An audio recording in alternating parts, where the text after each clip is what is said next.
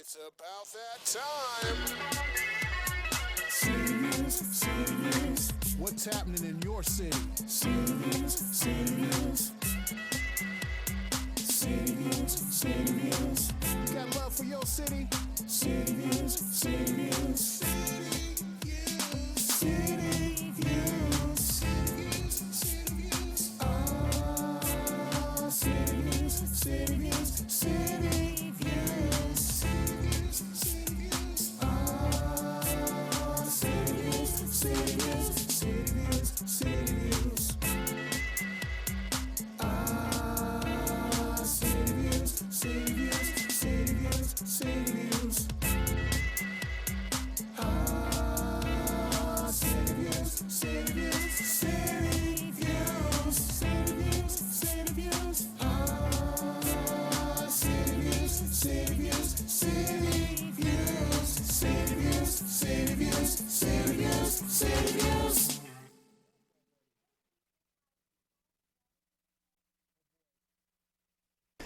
Good evening. Welcome to City Views.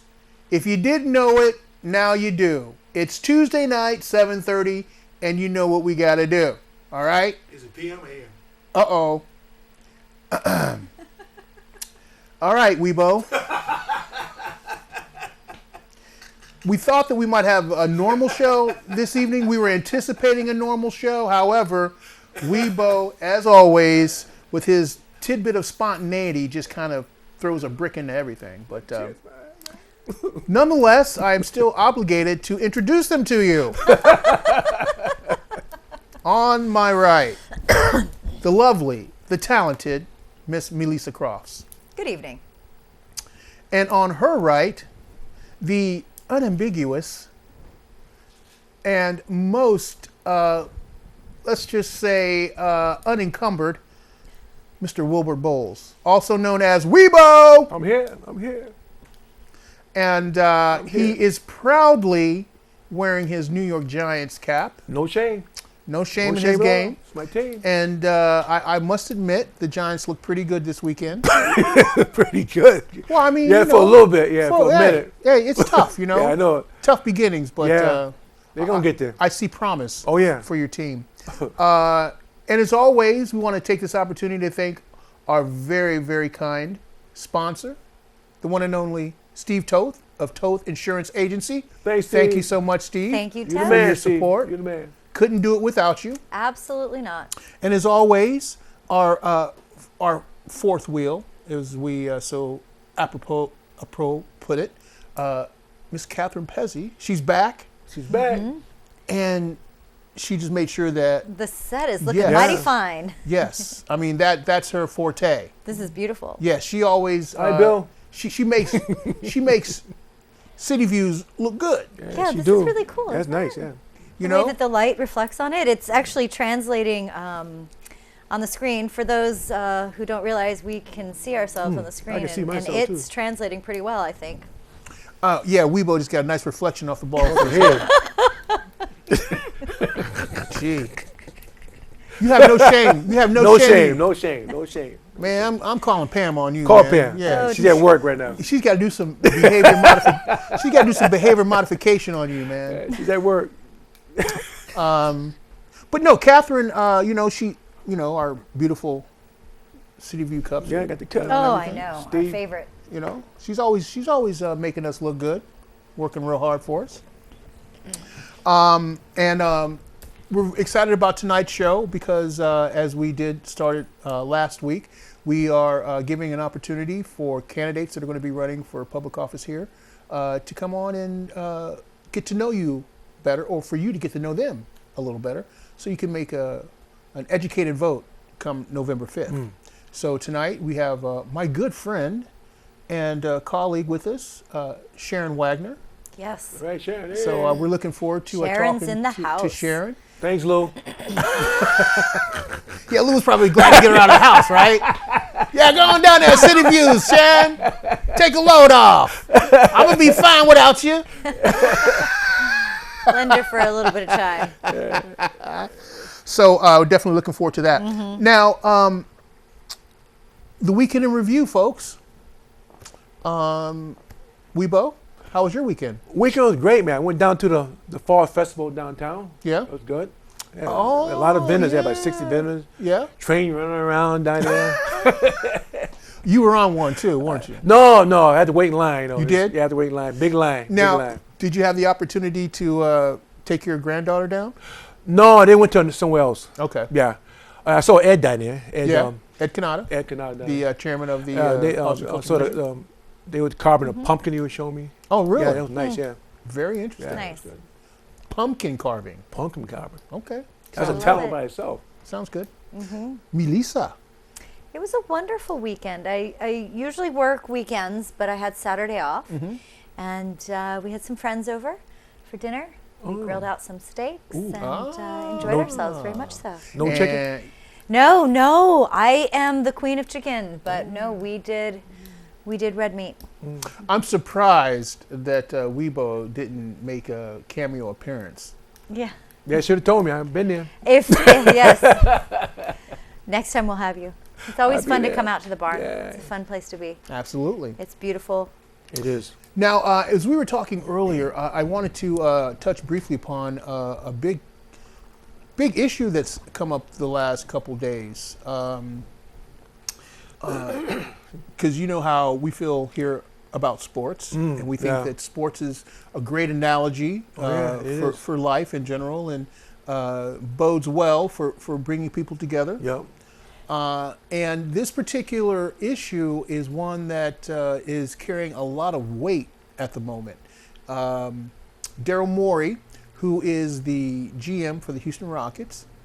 Now, Houston and China, because of Yao Ming, who used to play for the Rockets, developed a great rapport with China and implemented these basketball programs. I mean, basketball in China is huge right now, and a lot of that is due to the collaborations between the NBA and the country of China. Well, because of all the chaos and whatnot that's going on in Hong Kong, the general manager of the Rockets made a comment on social media in regards to free speech and how that's one of our values and one of the pillars of our democracy. Well, I guess China didn't like that too much, and they canceled all their preseason games. Wow.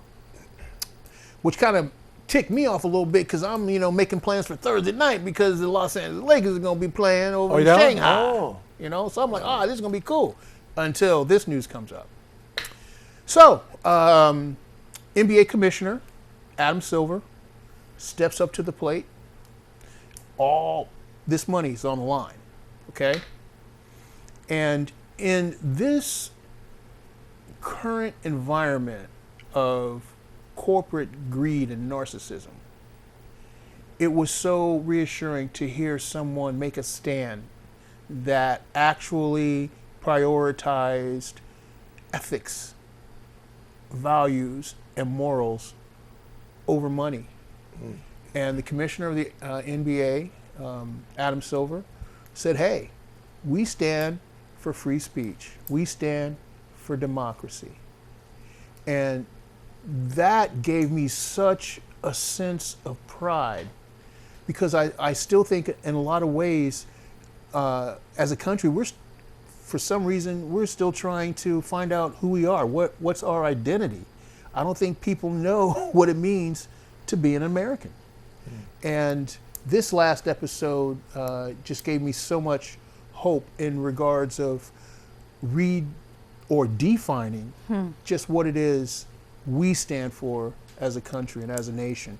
And, not to get too political about it, but, the people in Hong Kong that are protesting, they're really making a big risk because, examples, like Tiananmen Square, I mean, people get killed. It's serious business. But to have that type of social movement that is engaged in freedoms, engaged in human dignity, to see someone of a hierarchy actually stand for what that really means is, to me, very impressive. And I'm a proud American tonight. Who would have thought that the NBA would have done that for me? But hey, by any means necessary, right? Yeah. Wow. NBA. So kudos to Adam Silver for his leadership, and hopefully the NBA will get the season started off without a glitch. So just wanted to comment on that. We are going to be having our segment tonight with Michelle Cook, What's Cooking. She's going to be calling into the show momentarily. Excellent. So we're going to be looking forward to that. Nice. In the meantime, we're going to take a break, and then we're going to get ready for our guest of the evening, Miss Sharon Waagner. Lovely. Here in the City Views studio. All right. Yes. All right. Look So you forward to guys having stay her on the tuned. show. All right. We'll be right back.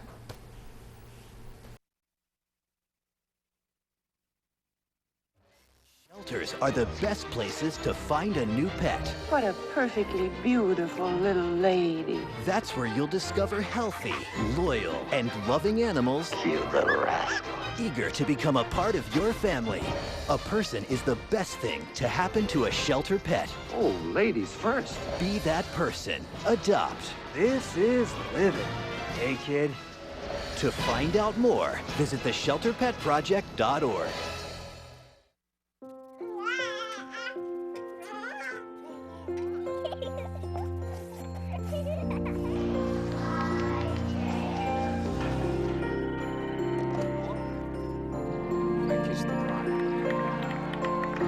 A full life, measured in seats, starts with the right ones early on. Car crashes are the #1 killer of children 1 through 13. Learn how to prevent deaths and injuries by using the right car seat for your child's age and size. I've always said that you can't change what you don't acknowledge. So let's acknowledge this. 1 in 6 Americans now struggle with hunger. These are our co-workers, our neighbors, our friends. The problem is closer than you think. But so is the solution. This is a changing day, not just in your life, but in the lives of many, many others. Join me by visiting feedingamerica.org and find your local food bank to help. I'm Dr. Phil, and together we're Feeding America.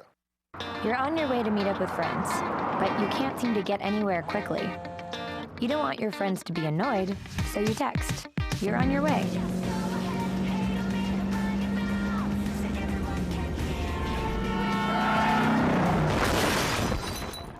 Five seconds is the average time your eyes are off the road while texting while driving. Make sure you get where you're going.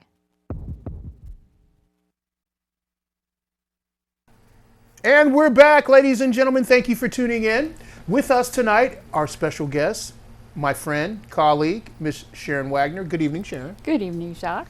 Making a return visit to City Views. How does it feel? It feels good. Okay, it better. Hi, Lou. Don't listen to a word he says. Lou knows me, man. He knows where I'm, I know. where I'm coming from. Now, for the month of October, we want to bring to you the candidates that are going to be running for public office so that you can get a chance to meet them and they can share what is motivating them to run for office and give you some perspective on some of the issues that are important to them. Now, one thing about Ms. Waagner. Yes, sir. Your resume for city council is rather impressive. Thank you very much. Please share with our audience those activities and experiences that uniquely mold you for this position. Being a mom. All right. Number one. Hey, Greg, you heard that? Being an educator, I was a K-12 librarian and a summer reading program librarian. My experience with kids helped me understand people quite a bit. So I'm a good reader of people. Sometimes I surprise people with that. But also, that was up in the Adirondacks. I was also a certified New York State EMT as a volunteer on the rescue squad.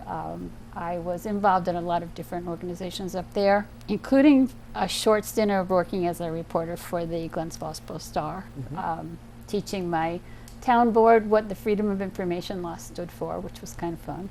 But We retired here 11 years ago, and I say that because everyone laughs and says, who wants to retire here? But we did. We not only have family here, but Torrington is special to us. We grew up in northern New Jersey. Torrington reminded us of our county seat, which is Hackensack, New Jersey, and we loved the people, we loved the community. Coming from the Adirondacks to find state parks here and the rural areas around it, it was just kind of the best of both worlds. Since coming here, I first worked as a librarian for St. Peter St. Francis School for 2 years, and then discovered Steve Temkiner. He discovered me, and I became office manager for him and Steve Roth and Dave Bender when they bought 9 buildings out of foreclosure. And I met you shortly after that. I was on the Arts and Culture Commission where we did the Main Street Marketplace for 5 years. I sit on the Northwest Connecticut Economic Development Commission, representing downtown businesses, but also our community, and sit on the Torrington Library Board. I've been going to City Council meetings and Board of Public Safety meetings for over 6 years because I am always interested in history of place as well as government of where I am to see where I can best help out. I actually went through 10 weeks of the Citizens Police Academy, road patrol with one of our officers, and I completed my, as Weebo knows, my emergency response team certification last year. So the CERT. We're CERT people together. CERT people. Yes, we work the fireworks together. But yeah, so that informs me so that I feel I know my community. But the reason I'm running is because I've been sitting in that audience for 6 years. And while our community has done a lot, and we have a beautiful community, we have a city that was built by immigrants, built by hardworking people who came here, created a life, had the factories were going, the homes were being built. We have historic buildings all over our community, not just downtown. And there's a love of community that I sense. And the 21st century is moving a little fast, and sometimes decisions are made, and I feel that we don't get enough information out to the public.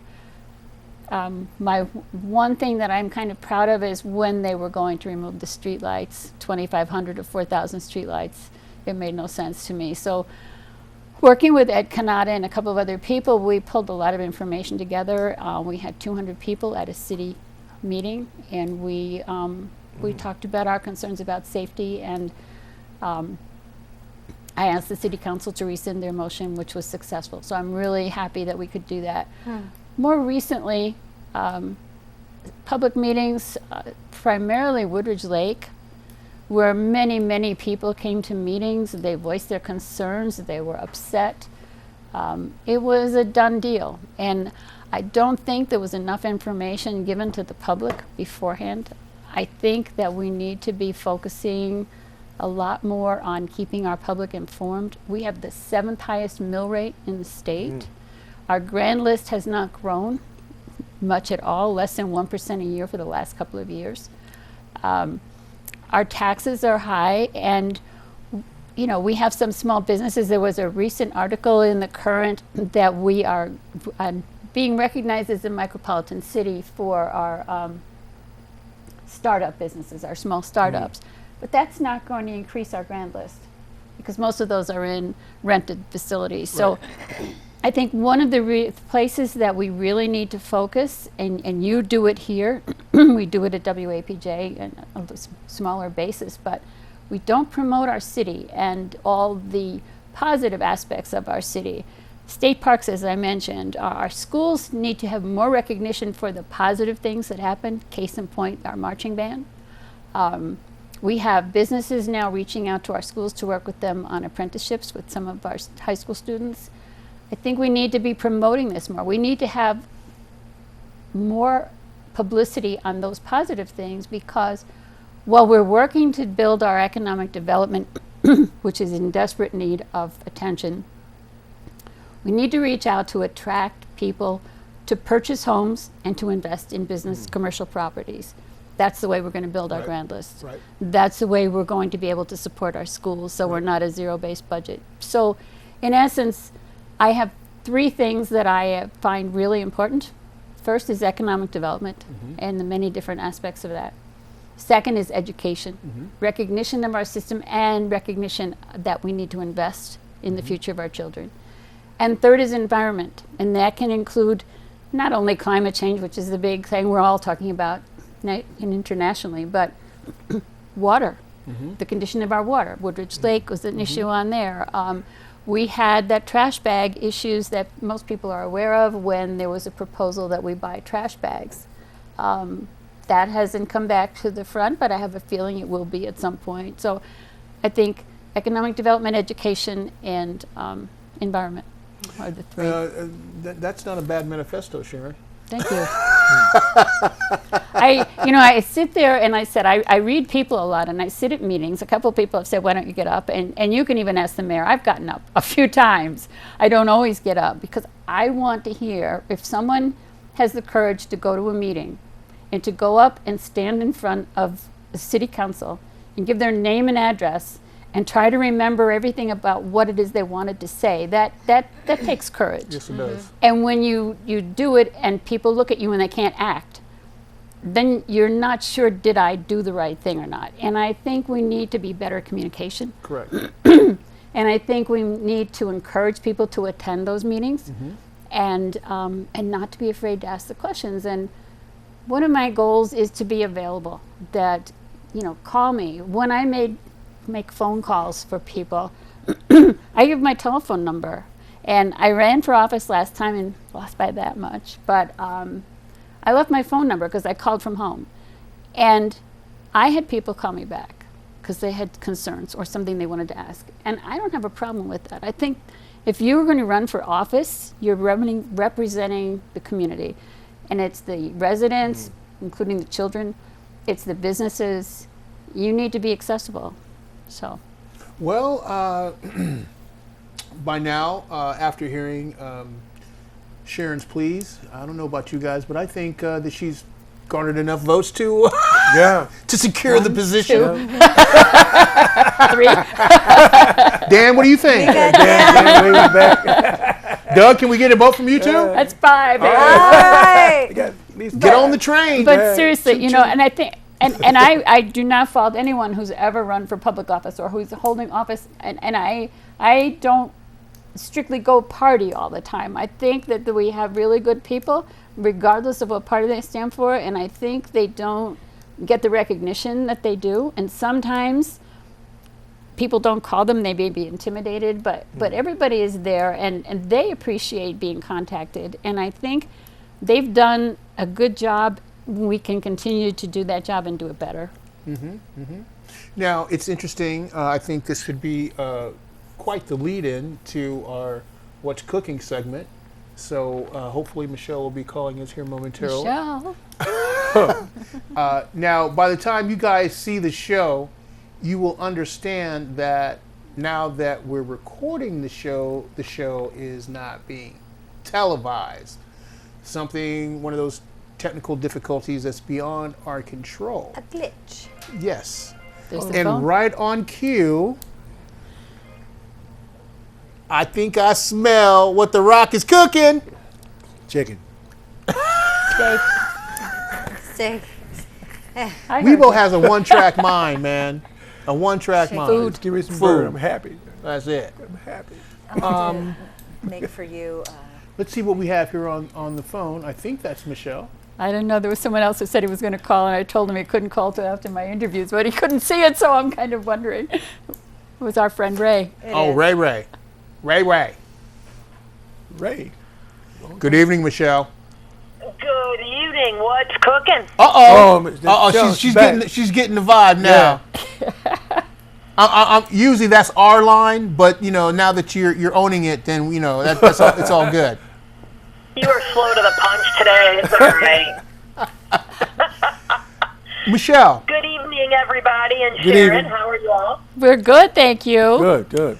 Michelle, when we opened the show, I felt compelled to address the current situation with Adam Silver, the NBA commissioner, and the situation with the Chinese government. Are you familiar with the story? I am. Can you talk a little bit about that? I think this is big. You know, I'm kind of torn in the situation. You know, a couple of weeks ago, I spoke at Ban the Book Day and really preached about freedom of speech and what that means, and truly the ability to, you know, protest but do all, you know, to do those things in the way that you do it respectfully. I do think that as the commissioner of the NBA, he does have a responsibility to say these are how our players are going to behave. I mean, we obviously have gone down this road a couple years ago in the NFL with kneeling during the national anthem. You know, and we see actors and actresses use their position as a platform for what they might believe in.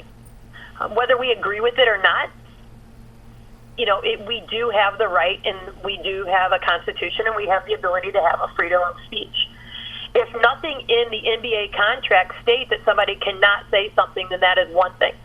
I do also understand that we're talking about the Chinese government as opposed to just here on our own soil.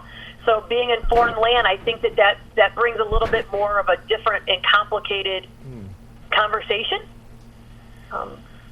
You know, and at the same time, I do think that one of the things that we can always agree on most of the time is, regardless of how you feel personally, most of the time you leave that on or off the court or on and off the field. And that goes for international games and the like. So, I find that his position is interesting, but I also find that he's stating very clearly, this is the choice that this team has made, and they're going to have to deal with their consequences accordingly. And I think the issue that he has is a lot of those teams are independently owned. Yeah, that's a great point, and which even I think demonstrates more about how our system works. When you have diverse opinion, that actually, I think, adds to a more robust discussion regarding those specific issues. Especially when you're looking at it now, because the protesters in Hong Kong, they're looking for a little American swag, you know. Right. They want to taste, you know, what that freedom is all about. And it brings me to that, the perspective where sports can sometimes be an effective tool for social change. And I'm wondering, and that was my point. I'm hoping that this particular circumstance might be able to create a few cracks in the ceiling. Well, you know, and I also want to, I also remember when Dennis Rodman was going across. and his Dennis Rodman thing. I tried to cancel that memory out a long time ago. Dennis. I mean, but I mean, we all sit back and we look at it and we know that he's a little bit different and, eccentric and all of those things. But of all of the people was let in that leader's door, it was this guy. Exactly. And I don't know if it's our place to judge in that regard, but I would say this. I think that it's a little bit more complex. I do believe in our Constitution, and I do believe in the freedom of speech and religion and right to protest in respectful manners. But you also belong to a team. And that team, specifically this team, belongs to the NBA, which is a larger organization. So as much as we might be speaking for an individual team or an individual person, it does have a reflection of a larger organization. And if this commissioner has decided that this is going to be his way to approach that, then, maybe there is something to be said for that. And I do hope that we can figure out a way to realize that at the end of the day, this is a game, and we look at the Olympics and the like, and we have done international competition for decades and decades. And it has brought countries together. It has had people protest on the largest front when we do talk about the Olympics. Countries don't go because they're trying to stand for something or make a point. At the end of the day, it all resolves itself. But this just happens to be today's news. Am I saying that it's not something that's not worth speaking about? Absolutely not. But I do think that we need to realize what it is we're talking about and who it is, as opposed to just realizing some of the slander back and forth. Well, none of this would be relevant if it wasn't for the fact that, you know, they've been protesting in Hong Kong now going on 18 weeks. Right. And right. And it really pains me to realize that the reasons why they're protesting is because they're trying to make a statement against a tyrannical, oppressive government. No argument. And I think the other thing that saddens me is that they're in a different country that has different rules and governing bodies. I mean, yes, you're right. They see what we have, and this is why we are the greatest land. But at the end of the day, they are also putting themselves in some serious harm's way. Absolutely.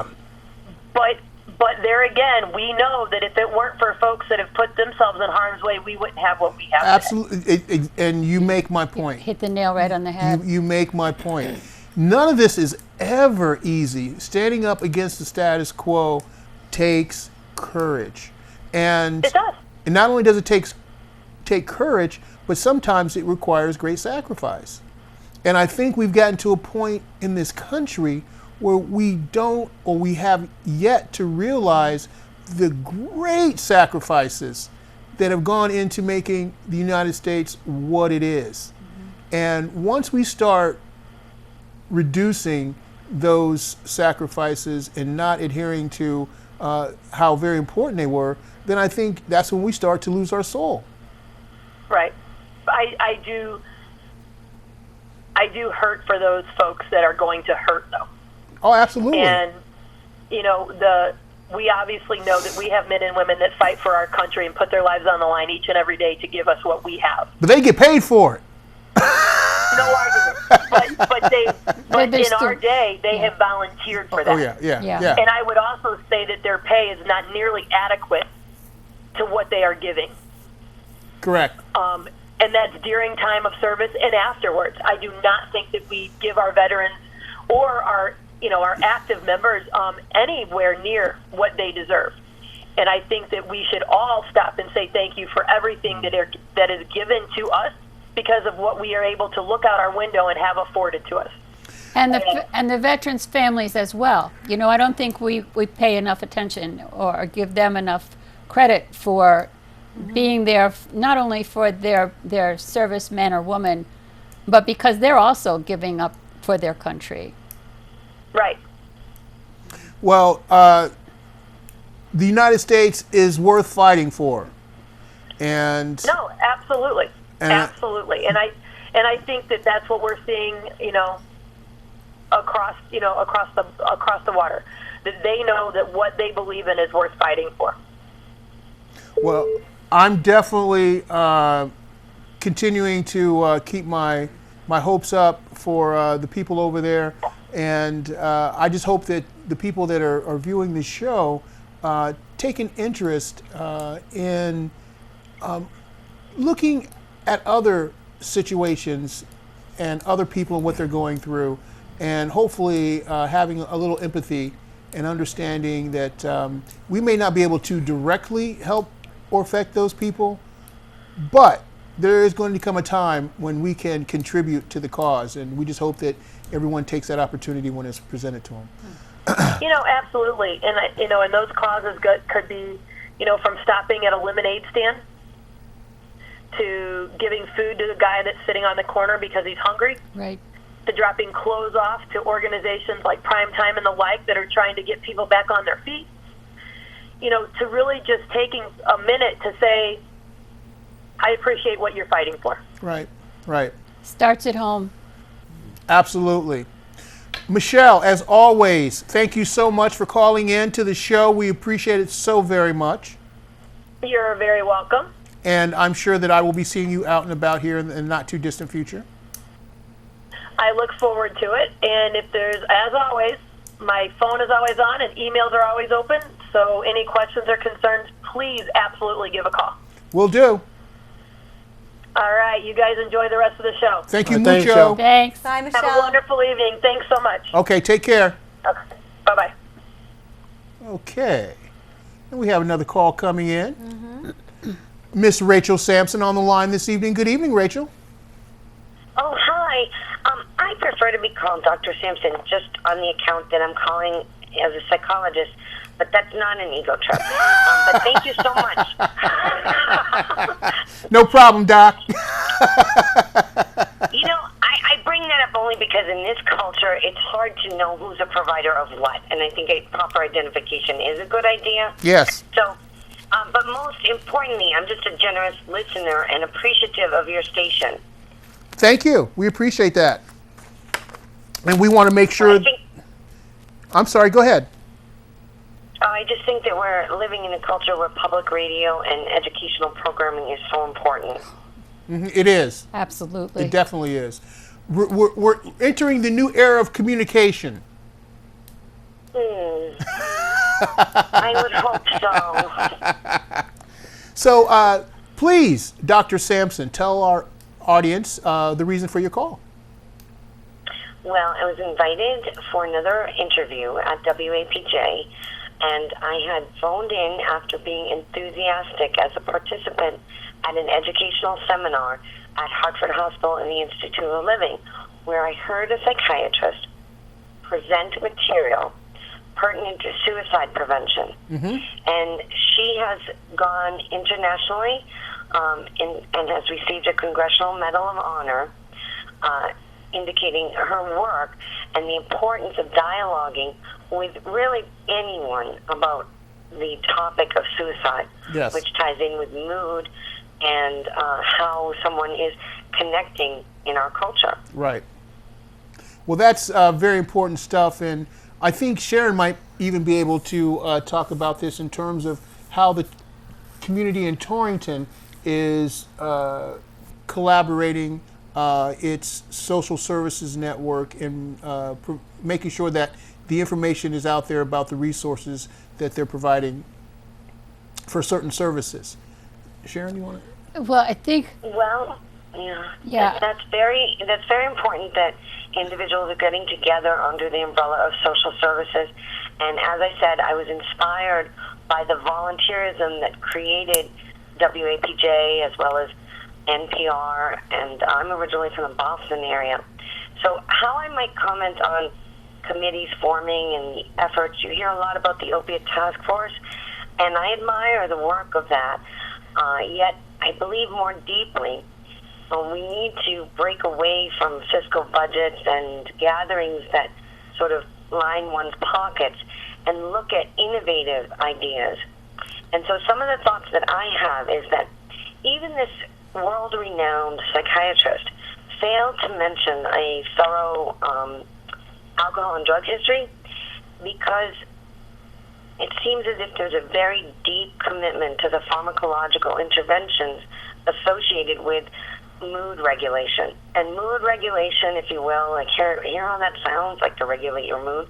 I think that our youth are feeling overly encumbered by the divorce rate, by the unemployment rate, because although maybe some people think that their unemployment rate is better, the reality is most people are working several jobs, don't have benefits, and committees and all that stuff, they can continue to meet, yet we might fail to recognize that very good family therapy and working with your general practitioner and avoiding the basics, looking at the intake of sugar, looking at whether somebody's spending their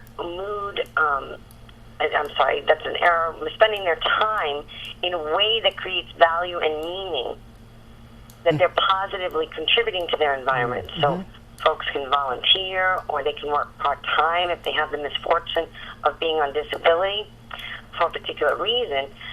However, we want to do everything possible to lift people up, to be positive, to be encouraging, to ask neighbors to help other neighbors, not just when there's a fire drill, but on a regular basis, holding the door, the social niceties, making eye contact. All of those things matter because many of our youth and older people are committing suicide.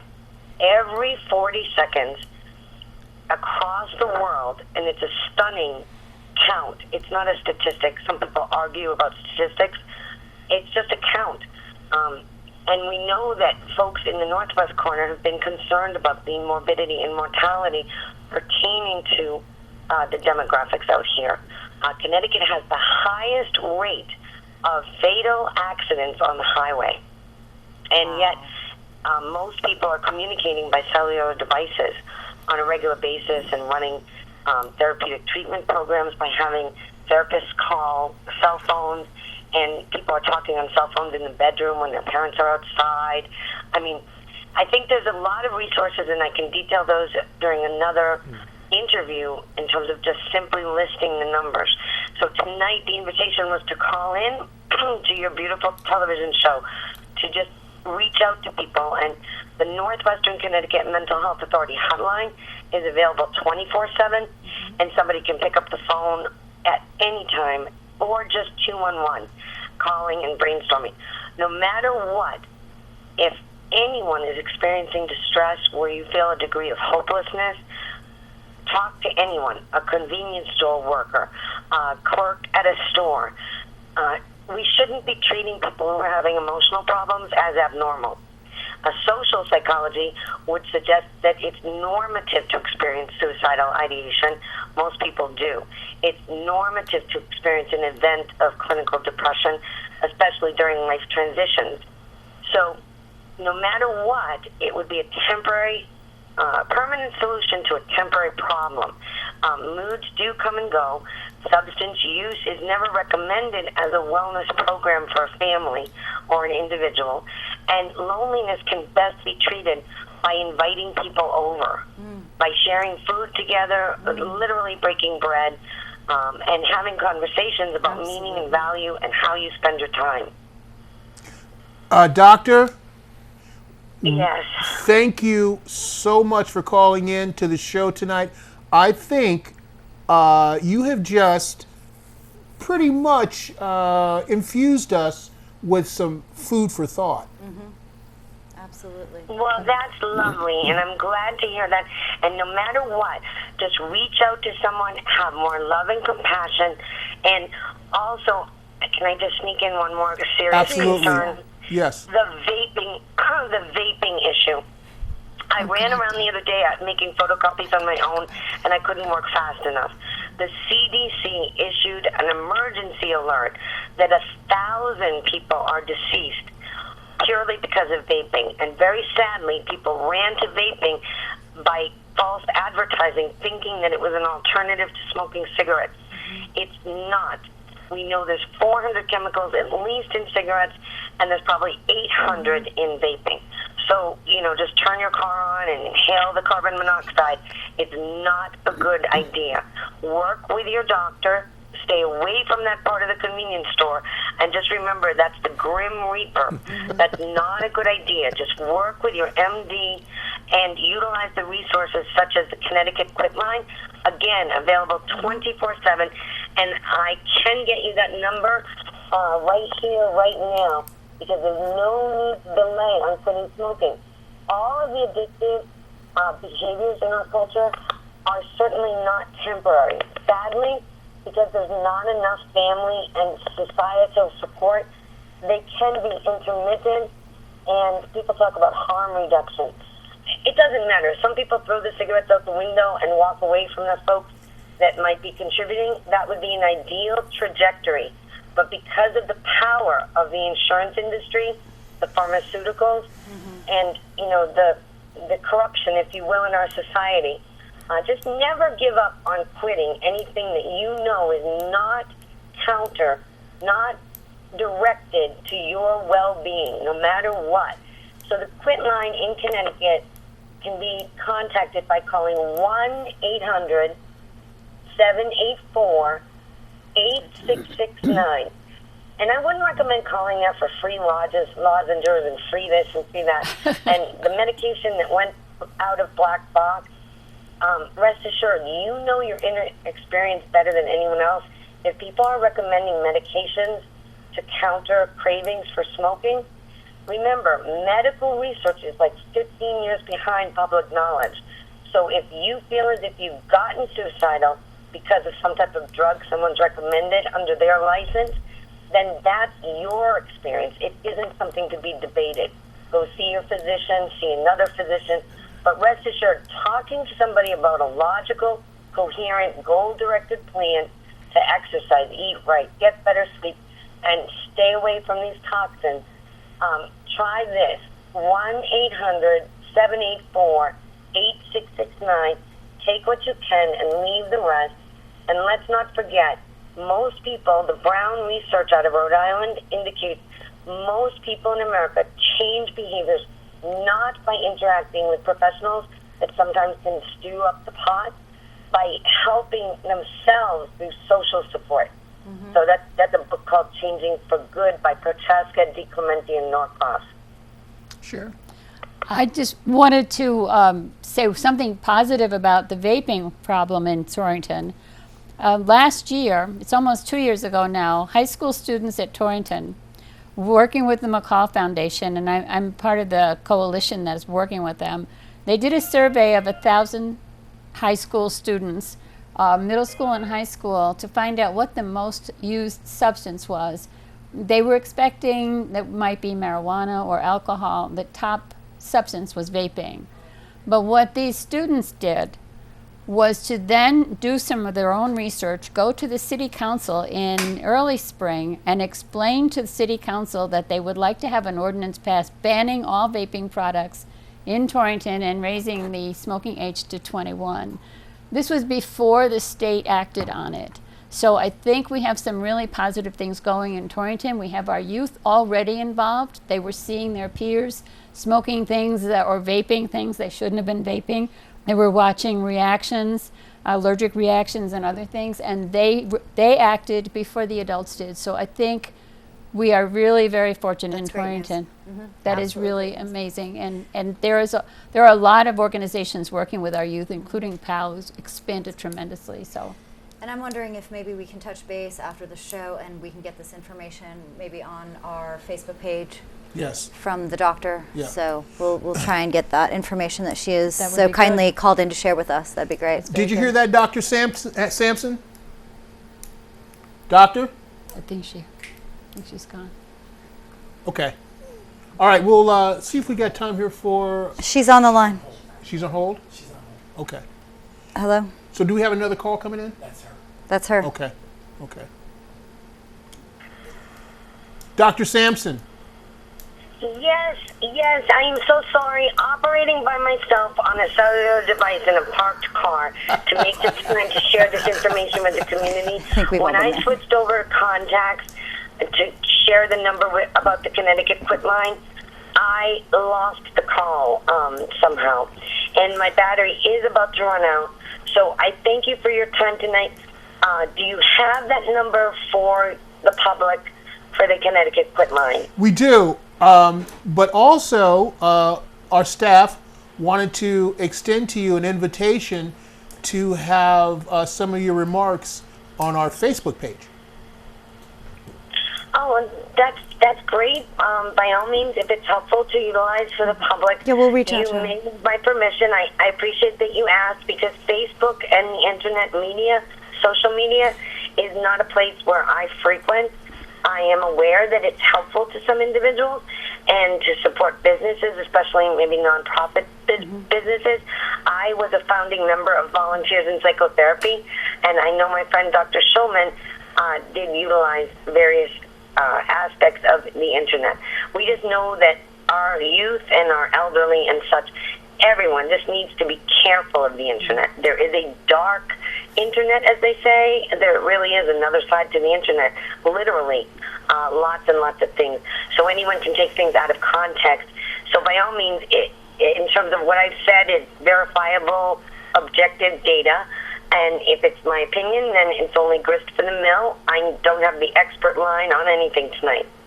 Well, that's okay, because we got a line on you. Okay.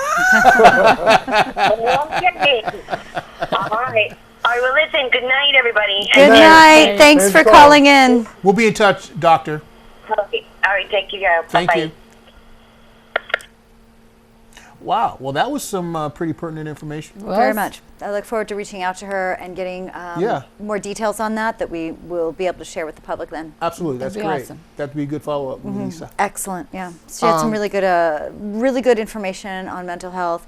Suicide is definitely something that we want to stay aware of these days, especially with the holidays coming up. This couldn't be a better time to get some of this information in your arsenal. That's a great point.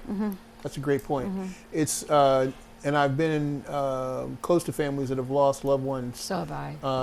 During the holidays to suicide, and it's woo. It's crazy. It's a time for family. It's a time for mourning too. So, absolutely. Yeah. All right. So Sharon. Yes, sir. I'm curious. Oh gosh. If elected. If elected. What's going to be your first priority to suggest to your a new wardrobe? No. Can I come shopping with you? Yes, it will be fun. Take Weibo, please, because he could use some fashion. If elected, the very first thing I'm going to do is to thank everybody who helped me to achieve that goal, because you can't do this kind of thing alone. I would like to work with my fellow city council members on seeing how we can at least approach changing how we receive people who speak at the public portions, even though questions cannot be answered, but to encourage people to come to those meetings and to share if they are not comfortable doing that, to make sure that they either send a letter or an email or go to City Hall in person, but share it with all of your council people so that everybody is on the same page. You all have the same information at the same time, because I think that's really important. And it makes that person feel as if what they say matters. And I think, self-esteem, and when somebody feels so strongly about an issue, then they don't feel like it's been well received or that people aren't paying attention, then that defeats everything. And all my time with my students, I always had time for those kids who had other issues going on at home. I never had a favorite, except that sometimes some of my boys who thought they were wise guys, kind of similar to you, I think, a little bit, Jacques, or maybe Weibo, maybe both. But just exactly what are you trying to insinuate here? For example, I always chose my battles, and I remember one specific time, I had this one boy who came into my library all the time, and he read Newsweek, Time, U.S. News and World Report, Business Week. I mean, well-read, well-versed in everything that was going on. He was a wise guy. And he was always a little flip with some things. He never did it with me. His name was Mike. I called him Michael. He came into the library one time and he went, "Yo, Mrs. Waagner." And I said, "Yo, Michael." And at the end of the period, a teacher came in and said she had overheard that and that that was really wrong, that I shouldn't have allowed him to say that. And I said, "Can you call him Michael?" She said, "No." I said, "I can." I had a different relationship in the library than I did when I had them in a classroom. And I wanted people to feel, my students especially, to feel comfortable. Because we never know what is going on in a child's home. You've got children who've got both parents working. You've got children who have a single parent. You have children that have other issues that are going on. You have self-esteem issues, especially with middle school kids. So I think that as grown-ups, we're still like middle school kids. We still have our hang-ups. We still have times when we feel uncomfortable with other people. And at times we kind of hold back when we have something we want to talk about. So my feeling is to have a more open government, to be there for the people, to represent the people, because that's why we're being elected. Now, question, what's your philosophical stance on the Board of Education and having that as a separate cutout from other city functions? I think the separation comes because of the way the budget is set up, and it has to be done separately like that. I think that's a state mandate, but I don't know. I think we have to have more of a partnership on another level, because I think if the city promotes our marching band and promotes, I don't know about you, but we hear about a school play that's going to take place a couple of days ahead, so you don't have time to get it on your calendar. We should be promoting our sports schedule and our drama schedules, and if there is a science fair, and it shouldn't just go to parents, it should go to the community. Well, the community's paying for it. Well, not only that, though, you don't know what's going on. Right. You know, and there are a lot of positive things happening.